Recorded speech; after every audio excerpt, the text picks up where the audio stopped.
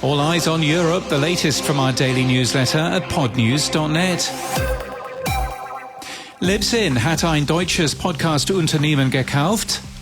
They've bought a German podcast company. It's called Julep Media, and it's their first expansion to Europe. The company is Germany's largest independent platform for podcast advertising and gives Libsyn opportunities across Europe, adding to the company's other advertising acquisitions of AdvertiseCast and Podgo last year and Podcast AdReps earlier on this year.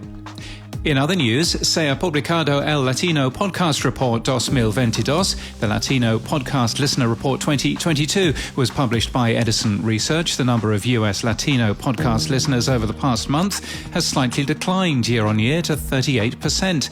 Of Latino podcast listeners, 47% are women. Elsie Escobar, who co-presented the results, writes her big takeaways. We'll link to that today, and also link to Maribel Quezada-Smith with hers. An exclusive for you following the Advertising Standards Authority ruling in the UK about host-read podcast ads. The FTC has a similar rule. How should you keep your host-read podcast ad legal? We asked Paul Chantler, one of the UK's media law experts, for his view. You'll find that linked from our show notes and our newsletter at podnews.net. Adverts may be coming to the Apple Podcasts app.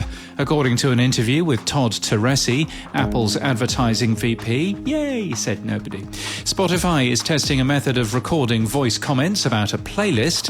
That feature is testing in Vietnam. Joe Rogan is said to want commenting features. Is the plan to give Rogan fans a voice?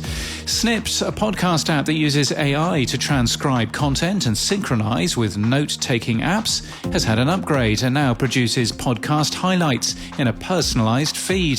Transistor's podcast player and episode pages now supports timestamps, so you can link to a specific point in your show. Transistor users can also insert timestamp references in their show notes.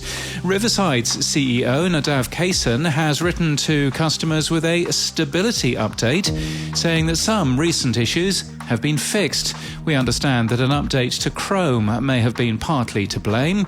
And do you host using Amazon CloudFront? You can now turn on HTTP3 support, which can deliver files faster. This podcast has been delivered through it, alongside our website.